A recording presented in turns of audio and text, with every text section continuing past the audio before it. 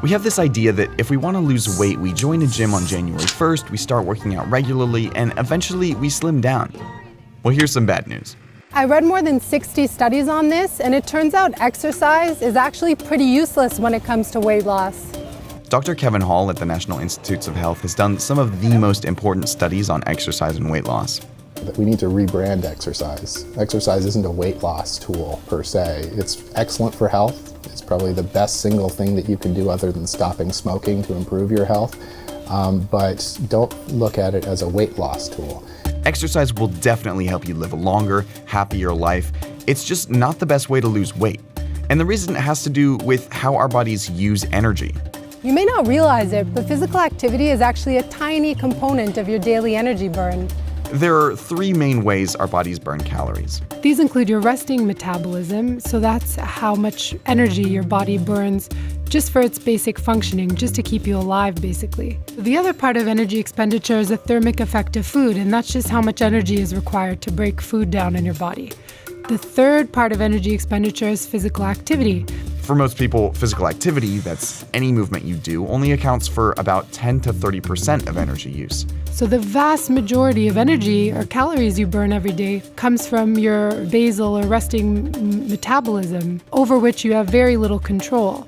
While 100% of your calories in are up to you, only about 30% of your calories out are in your control. One study found that if a 200-pound man ran for an hour, 4 days a week for a month, he'd lose about 5 pounds at most, assuming everything else stays the same. And everything else doesn't stay the same. Researchers have found we make all kinds of behavioral and physiological adaptations when we start increasing the amount of exercise we're getting every day. For one thing, exercise tends to make people hungry. And I'm sure you know the feeling. You go for a spinning class in the morning, and then by the time you eat breakfast, you're so hungry you maybe double the size of the portion of oatmeal you'd normally eat. There's also evidence to suggest that some people simply slow down after a workout. So if you went running in the morning, you might be less inclined to take the stairs at work. These are called compensatory behaviors. They're basically the various ways we unknowingly undermine our workouts. Researchers have also discovered a phenomenon called metabolic compensation. As people start to slim down, their resting metabolism can slow down, so the amount of energy you burn while at rest is lower. That means that this bar might shrink as you start to lose weight.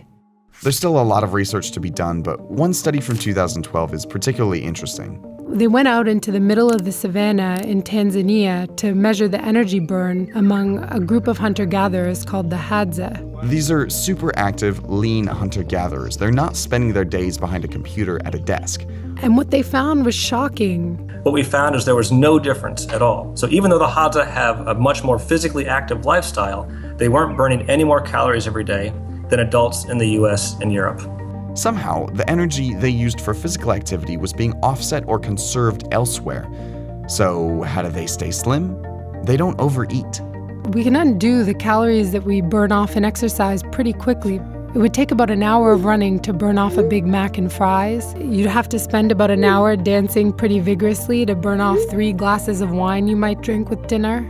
An hour of cycling really intensely on exercise bikes to burn off about 2 donuts. And that's why exercise is best seen as a healthy supplement for a strategy that's focused on food. But despite extremely high obesity rates in the US, government agencies continue to present exercise as a solution, as do companies with a real interest in making sure we keep eating and drinking their products. Since the 1920s, companies like Coca-Cola have been aligning themselves with the exercise message. The idea here is that you can drink all these extra bottles of soda as long as you work out. But as we're seeing, it doesn't work like that. Actually burning off those extra calories from a can of soda is really, really hard. We have an obesity problem in this country, and we shouldn't treat low physical activity and eating too many calories as equally responsible for it. Public health policymakers should really prioritize improving our food environment to help people make healthier choices about what they eat. It's not impossible to lose weight through exercise, it's just a lot harder. And we need to recognize how that works. If you do go to the gym, you burn all these calories. It takes you a long time to do so, and you put in a great amount of effort. You can erase all of that in 5 minutes of eating a slice of pizza. The relative magnitude is actually quite surprising, and most people don't fully appreciate that.